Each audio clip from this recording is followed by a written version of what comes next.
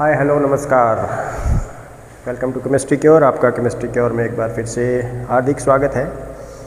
तो आज हम डिस्कस करेंगे एटॉमिक एंड मोलर मास, यानी परमाणु और अणु द्रव्यमान जिसको बोलते हैं, उसके बारे में आज हम डिस्कशन करेंगे। देखिए एटॉमिक मास की बात सबसे पहले करते हैं। एटॉमिक मास का मतलब एक एटम और उसका मास हमें डिटरमाइन करना है।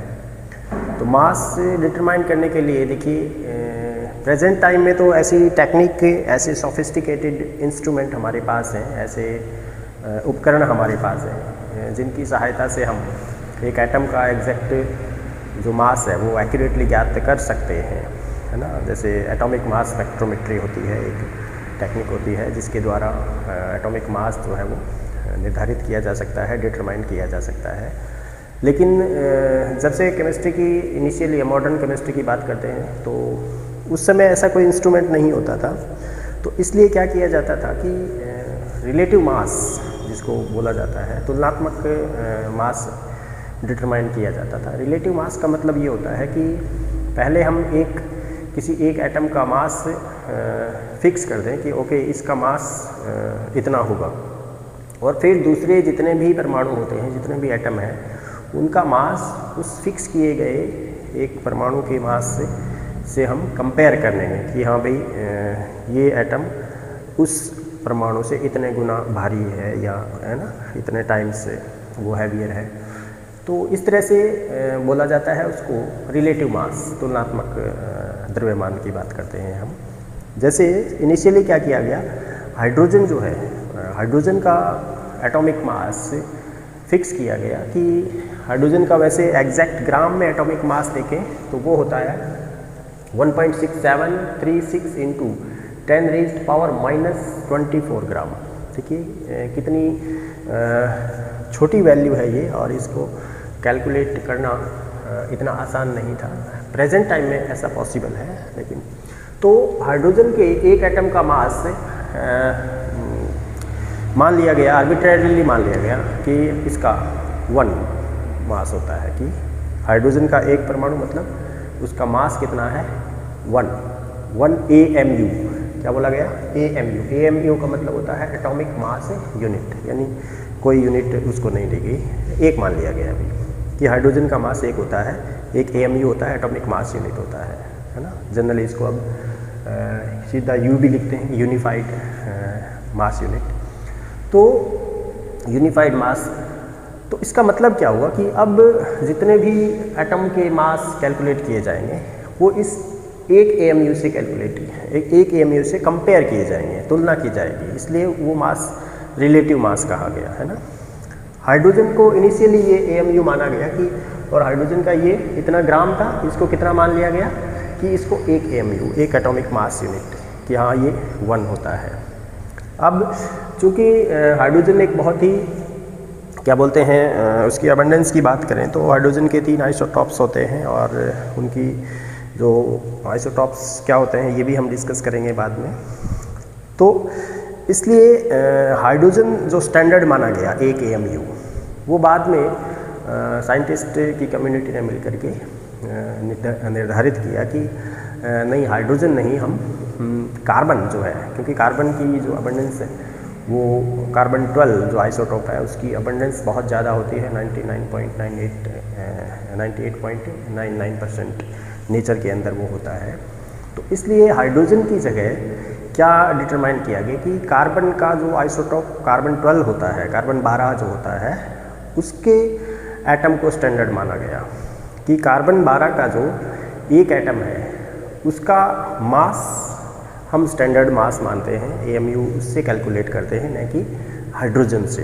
तो प्रेजेंट टाइम में एटॉमिक मास के लिए जो स्टैंडर्ड यूज किया जाता है तुलनात्मक मास ज्ञात करने के लिए या रिलेटिव मास ज्ञात करने के लिए, वो कार्बन 12 आइसोटॉप किया जाता है, कार्बन 12 का आइसोटॉप यूज किया जाता है।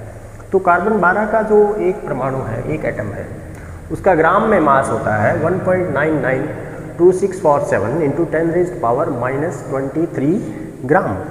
ये कार्बन के एक एटम का ग्राम में भार है, ग्राम में मास है, भार नहीं कहेंगे भी, मास कहेंगे, द्रव्यमान है ना। भार अलग चीज़ है, हमने पढ़ा भी था पीछे, भार का मतलब क्या होता है, मास का मतलब क्या होता है। तो इतना ग्राम, और अब क्या कहा गया, एक AMU क्या होगा, इसका 1/12 यानी इतने ग्राम का 1/12 पार्ट, यानी इसका 12वां भाग। इसके 12वें भाग का मतलब इस संख्या को हम क्या करेंगे, 12 से भाग दे देंगे, है ना, तो वो इसका 1/12 पार्ट हो जाएगा, है ना। तो अब 1.992647 को हमने 12 से भाग दिया, ओके, तो हमारे पास क्या वैल्यू आती है, 1.66056 इंटू 10⁻⁻24 ग्राम, और प्रेजेंटली इसको माना जाता है 1 AMU के बराबर एटॉमिक मास यूनिट। यानी 1 AMU क्या है, ये कार्बन के एक एटम के ग्राम में भार का 1/12 12वां भाग है, ठीक है जी, है ना।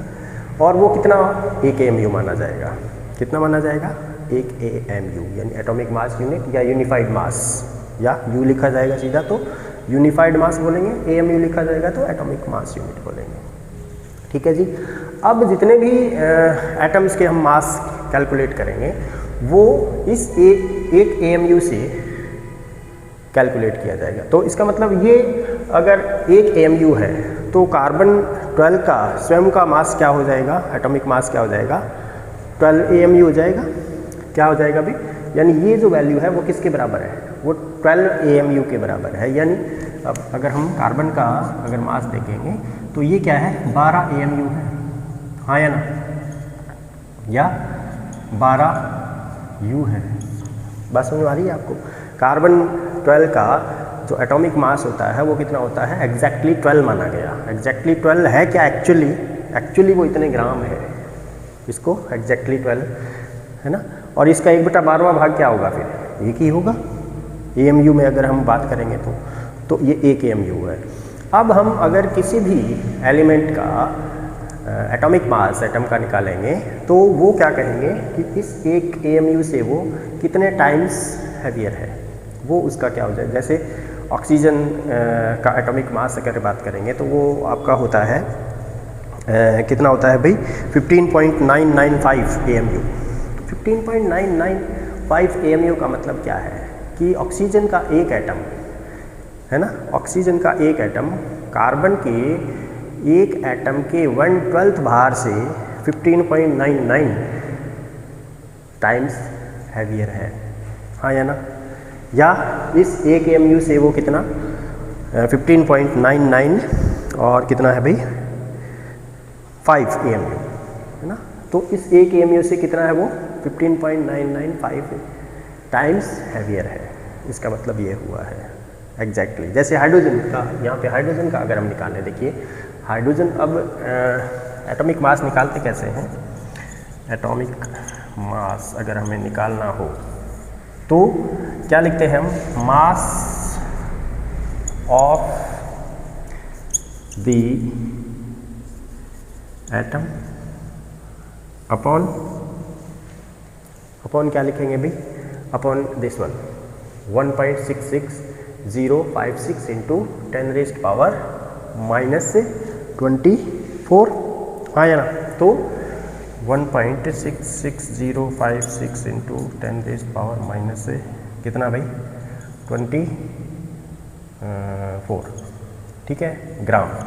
अब अगर हाइड्रोजन का निकालना हो, एटॉमिक मास ऑफ हाइड्रोजन, है ना, तो हाइड्रोजन का अगर हमें निकालना हो तो हाइड्रोजन का देखिए स्वयं का कितना है 1.6736 इंटू 10⁻⁻24 ग्राम अपॉन 1.66056 इंटू 10⁻⁻24 ग्राम, हाँ या ना।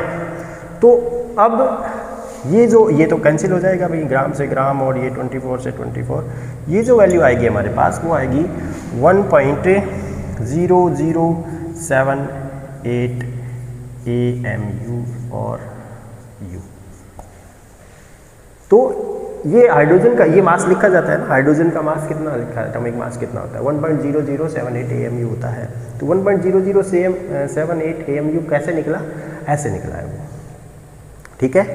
इसी तरह से किसी भी एलिमेंट का, किसी भी एटम का अगर हम एटॉमिक मास से निकालते हैं तो उस एलिमेंट के एक एटम का जो मास है ग्राम में वो, और फिर जो हमारा एक AMU है वो किसके बराबर है वो, ठीक है। या फिर सीधा ही एक AMU से कितना टाइम्स वो हैवियर है, वो उसका क्या है, एटॉमिक मास है। बस समझ में आई क्या, हाँ या ना, हाँ। तो इस तरह से हम एटॉमिक मास से कैलकुलेट करते हैं। यानी एटॉमिक मास की अगर हम डेफिनेशन की बात करें तो क्या हो जाएगा कि एटॉमिक मास एक्चुअली क्या है, this is a number which tells us that an atom of an element is this much heavier than 1/12th part by mass of one atom of carbon 12, कि किसी भी एलिमेंट का एक परमाणु carbon 12 के एक परमाणु के 12वें भार से कितने गुना भारी है, वो क्या कहलाएगा, उसका एटॉमिक मास कहलाएगा, यानी परमाणु द्रव्यमान कहलाएगा। तो इसका मतलब कार्बन 12 को यहाँ पे हमने क्या माना है, एक स्टैंडर्ड माना है ना, एक संदर्भ माना है कि हाँ ये हमारा जो है संदर्भ रहेगा, और इस संदर्भ से ही हम कंपेयर करेंगे दूसरे एलिमेंट के जो एटम है उनको, उसके मास, ठीक है भी। तो an atom of carbon 12 isotope has a mass exactly equal to 12 atomic unit, है ना, and an atomic mass unit is 1/12th of the mass of one carbon 12 isotope. यही तो बोला हमने कि एक AMU है क्या, कार्बन 12 का जो एक एटम है उसके भार का 1/12वां भाग है, वही है हमारा एक AMU। अब दूसरा कितना गुना इससे भारी है वो उसका क्या हो जाएगा भाई, एटॉमिक मास हो जाएगा। यानी एटॉमिक मास वो संख्या है जो हमें ये बताती है कि उस एलिमेंट का एक एटम कार्बन 12 के एक एटम के 12वें भाग से कितने गुना भारी है, वो बताता है हमें एटॉमिक मास, वो है उसका एटॉमिक मास। आई थिंक ये बात आपको समझ में आएगी कि एटॉमिक मास का मतलब क्या है एक्चुअली, ठीक है। तो this is how we calculate 1 AMU। पहले सबसे क्या किया गया, हाइड्रोजन को स्टैंडर्ड माना गया था, लेकिन हाइड्रोजन को स्टैंडर्ड न मान करके प्रेजेंट टाइम में क्या माना जाता है, कार्बन 12 का जो AMU है उसको हम स्टैंडर्ड मानते हैं, ठीक है जी। तो उसके बाद देखिए बारी आती है कि मोलिकुलर मास का मतलब क्या होता है।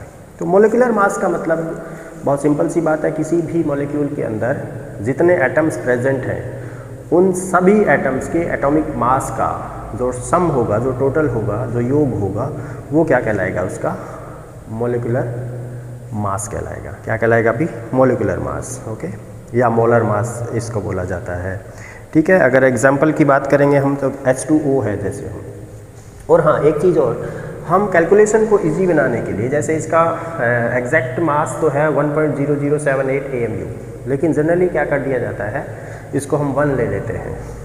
अब देखिए 1 क्यों लेते हैं, वो इसलिए लेते हैं, एक टर्म आता है मास नंबर, मास नंबर है ना, एक एटॉमिक मास और एक दूसरा क्या है, मास नंबर। हाइड्रोजन का जो एटॉमिक मास है वो तो है आपका 1.0078 AMU, लेकिन हाइड्रोजन का मास नंबर का है अगर बात करेंगे तो वो 1 होता है। मास नंबर का मतलब होता है कि किसी भी एटम के न्यूक्लियस में, किसी भी एटम के न्यूक्लियस में प्रोटॉन और न्यूट्रॉन की संख्या का जो सम होता है, जो योग होता है, उसको मास नंबर कहा जाता है, द्रव्यमान संख्या कहा जाता है, और वो हमेशा एक नेचुरल नंबर होती है ना, 1 2 3 4 ही होगा, वो कभी भी फ्रैक्शनल नहीं होगी।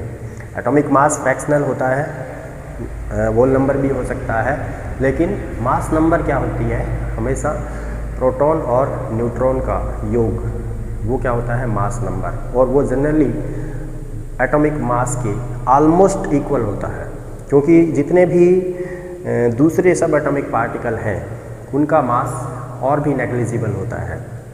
जैसे इलेक्ट्रॉन का मास 10⁻³ तक पहुंच जाता है। इसी तरह से जो दूसरे सब एटॉमिक पार्टिकल हैं, पाई मेसॉन या म्यूऑन, पाइऑन जो भी है, तो उनका जो मास है वो नेग्लिजिबल मान लेते हैं। इसलिए मास नंबर को हम कैलकुलेशन के अंदर एटॉमिक मास के रूप में यूज कर लेते हैं।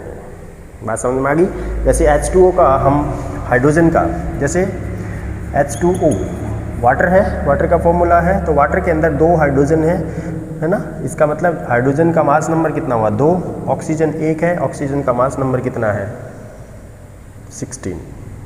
ऑक्सीजन का मास नंबर कितना है, 16 होता है। तो 16 + 2 18, और इसी 18 को हम मान लेते हैं क्या, मॉलिक्यूलर मास, अणु द्रव्यमान।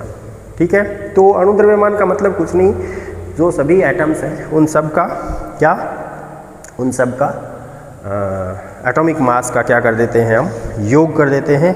तो उसको क्या बोला जाता है भैया, उसको क्या बोला जाता है भाई, उसको बोला जाता है मॉलिक्यूलर मास। जैसे CH4 है, अब CH4 का अगर हम बात करें, CH4 है ना, मीथेन, तो CH4 में एक कार्बन है, और एक कार्बन का अगर हम माने कि ये सारे के सारे कार्बन 12 है ना, एक ही कार्बन है और वो कार्बन 12 माने हम, तो उसका जो मास होता है वो होता है 12।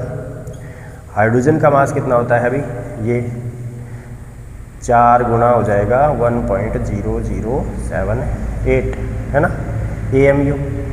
तो ये अपने पास निकल के आएगा क्या, ये जो वैल्यू आएगी वो 16 कितना आएगा अभी, 16 आपका आएगा ये 043 है ना, 16.043 ये यूनिफाइड मास आता है। ठीक है, तो ये देखिए हालांकि फ्रैक्शनल है ये, है ना, भिन्नात्मक है, लेकिन CH4 का जो मास नंबर होगा वो कितना होगा, 16 होगा। तो कैलकुलेशन में हम 16 ही यूज करते हैं, न कि ये वाला। ठीक है, हमारी कैलकुलेशन उससे क्या हो जाती है, इजी हो जाती है। तो मास नंबर और एक एटॉमिक मास, दोनों में भिन्नता आपको पता होनी चाहिए, लेकिन एटॉमिक मास इसको जनरली मान लिया जाता है जब हम कैलकुलेशन करते हैं तब। तो मास, एटॉमिक मास या मॉलिक्यूलर मास है क्या चीज़, मॉलिक्यूलर मास सभी एटम्स के मास का योग क्या कहलाएगा, किसी मॉलिक्यूल का एटॉमिक मास कहलाएगा, सॉरी मॉलिक्यूलर मास कहलाएगा। एक और टर्म आएगा हमारे पास जिसको बोला जाता है एवरेज मास। देखिए जैसे कार्बन की ही बात करें तो एवरेज मास का मतलब है कि अगर कोई एलिमेंट एक से ज़्यादा आइसोटॉप्स के रूप में पाया जाए। आइसोटॉप्स का मतलब ऐसे एलिमेंट होते हैं जिनका एटॉमिक नंबर तो सेम होता है लेकिन उनका एटॉमिक मास अलग अलग होता है। ठीक है, तो उन सभी एलिमेंट की नेचर के अंदर क्या परसेंटेज है, उन सब की परसेंटेज के आधार पर सभी एलिमेंट का जो मास है, एटॉमिक मास है, वो निकाला जाता है और फिर उन सब का एक एवरेज निकाला जाता है। ठीक है जी, और उसको बोला क्या जाता है फिर average atomic mass. Average atomic mass, जैसे हम बात करें एवरेज एटॉमिक मास से हमारा क्लोरीन है जैसे, ठीक है, तो क्लोरीन का जो एटॉमिक मास है वो 35.5 लिखा जाता है। क्लोरीन का एटॉमिक मास जनरली जो हम यूज करते हैं कैलकुलेशन में तो 35.5 लिखा जाता है। तो क्लोरीन के नेचर के अंदर दो आइसोटॉप होते हैं, एक होता है हमारा क्लोरीन 35 और एक होता है हमारा क्लोरीन 37। क्लोरीन 35 और 37 होता है। तो क्लोरीन 35 जो है वो हमारा उसकी जो परसेंटेज है वो 75% होता है, जबकि हमारा जो क्लोरीन है 37 वाला वो 25% होता है ना। तो एक वो आपका ये आपका होता है 75%, ठीक है, और ये होता है 25%। तो इसका रेशो नेचर में क्या मिलता है 3 और इसका 1, यानी 3:1 के अनुपात में मिलता है। अब अगर इनका एवरेज मास निकालेंगे हम, किनका, क्लोरीन 35 और 37 का, तो वो कैसे निकाला जाता है एक्चुअली, हम क्या करेंगे क्लोरीन जो 35 है, ठीक है, उसको किससे गुणा करेंगे भाई, 3 से गुणा करेंगे, क्योंकि उसका हिस्सा कितना है, 3 है, और प्लस जो क्लोरीन 37 है उसको 1 से ही गुणा किया जाएगा, और डिवाइड किससे करें फिर, दोनों का जो जोड़ होगा 3 + 1 यानी 4, ठीक है। तो इस तरह से हमारे पास जो वैल्यू निकल के आएगी वो आ जाएगी फिर हमारी 142 पॉइंट, क्या आ जाएगा अभी 142/4, और ये वैल्यू आएगी 35.5। तो एवरेज मास, ये क्या निकल के आया हमारा, एवरेज एटॉमिक मास, यानी एवरेज यानी औसत परमाणु भार, क्या है ये, औसत परमाणु भार। तो the average relative mass of the atom of an element as compare to the mass of carbon 12 taken as 12 unit, यानी इन दोनों का जो परसेंटेज है उनका एवरेज निकाल के जो एटॉमिक मास निकाला जाता है, कि अगर एक एलिमेंट के आइसोटॉप्स नेचर में अलग अलग परसेंटेज में पाए जाते हैं तो उन सभी का जो एटॉमिक मास है उसका एवरेज हम यूज करते हैं, जिसको क्या कहा जाता है, एवरेज एटॉमिक मास कहा जाता है। कार्बन का भी अगर बात करेंगे एवरेज एटॉमिक मास की तो 12.011 होता है, जबकि कार्बन 12 का कितना होता है, एग्जैक्टली 12 होता है, लेकिन 1.1% नेचर के अंदर कार्बन हमारा 13 भी पाया जाता है, ठीक है, और कुछ हमारे डेसिमल में जो कार्बन 14 भी पाया जाता है, ठीक है। तो उस आधार पर इनका क्या निकाला जाता है फिर, average atomic mass. Average atomic mass यानी उस एलिमेंट का जो एटॉमिक मास होता है वो एक पर्टिकुलर आइसोटोप का इनटू उसका कितना रेशियो वहाँ पे मिलता है वो, प्लस दूसरा जो एटम होता है उसका एटॉमिक मास और उसका कितना रेशियो नेचर के अंदर पाया जाता है, और बटा में क्या है, दोनों का जो कुल योग है रेशियो का, है ना, वो यहाँ पे इस तरह से हमें क्या देता है, एवरेज एटॉमिक मास देता है, ठीक है जी। तो इस तरह से हम एवरेज, जैसे हमारा कार्बन का अगर हम बात करें, है ना, एक एग्जांपल और लेते हैं कि एवरेज एटॉमिक मास के कार्बन का अगर हम निकालेंगे तो कैसे निकालेंगे, देखिए नेचर के अंदर हमारा जो कार्बन है 12, है ना, कार्बन 12 जो है वो नेचर में कितना पाया जाता है भाई, वो पाया जाता है नेचर के अंदर 98.892, कितना है भाई, 98.892% है, ठीक है। और कार्बन 13 जो है वो 1.108 है, कार्बन 13 कितना है भाई, 1.108% है। कार्बन 14 जो है वो कितना पाया जाता है भाई, वो पाया जाता है हमें 2 × 10⁻⁻10, यानी बहुत कम है, 2 × 10⁻⁻10%, ठीक है, तो बहुत कम है, ये नेग्लिजिबल है हालांकि। तो अब अगर हम कैलकुलेशन करेंगे किसकी भाई, क्योंकि अब यहाँ पे देखिए परसेंटेज दे दिया हमने कि इतना ये परसेंटेज है, यानी 100 में से इतना परसेंट कौन है, कार्बन 12 है। तो अगर रेशियो निकालेंगे इनका तो हम सबको 100 से भाग दे देंगे, वो रेशियो निकल जाएगा हमारा बेटा, हाँ या ना। तो अब हम अगर निकालेंगे इनका क्या, अगर हम निकालेंगे इनका एवरेज एटॉमिक मास, तो एवरेज एटॉमिक मास कैसे निकलेगा आपने देखिए, हमारे पास क्या है भाई 0.98892, है ना, ये क्या बन जाएगा हमारा 0.98892 इंटू क्या, इंटू हमारा 12, कार्बन 12 का एटॉमिक मास यूनिट कितना है, 12 है, प्लस क्या आ जाएगा हमारे पास भाई, प्लस ये आ जाएगा 0.01108 इंटू 13 आ जाएगा, हाँ या ना। इंटू 13। ओके, तो और क्या है अभी, दूसरा है हमारे पास 2 इंटू 10⁻⁻12 है भाई, ये है ना, ये -12 है, सॉरी -12, ठीक है। तो प्लस क्या आ जाएगा फिर, प्लस भाई कि 2 इंटू 10⁻12 और इनके क्या आ जाएंगे भी, परसेंटेज हमारी है इसकी क्या है रे, इंटू 14 है ना, 14.00317 है भाई, 14.00317, ये इसका क्या है, AMU है। इसी तरह से इसका AMU जो है वो 13.00335 है भाई, 13.00335, ठीक है, ये एक वैल्यू है, याद रखिएगा 13.00335। तो अब इसका अगर हम कैलकुलेशन करेंगे तो हमारे पास क्या निकल के आएगा, 12.011 है ना, 12.011, ये एवरेज एटॉमिक मास निकल के आएगा किसका, कार्बन का। अब हम ये नहीं कहेंगे कि कार्बन 12, कार्बन 13 या कार्बन 14, अगर सीधा कार्बन का मास देखेंगे हम तो वो कितना आता है, एटॉमिक मास हमारा निकल के 12.011 आता है। कितना आता है भाई, 12.011 आता है। कर सकते हैं भाई ऐसे, है ना। तो ये हम एवरेज एटॉमिक मास की बात कर ली हमने, एटॉमिक मास की बात कर ली, और क्या कर ली हमने, मोलर मास की बात कर ली है।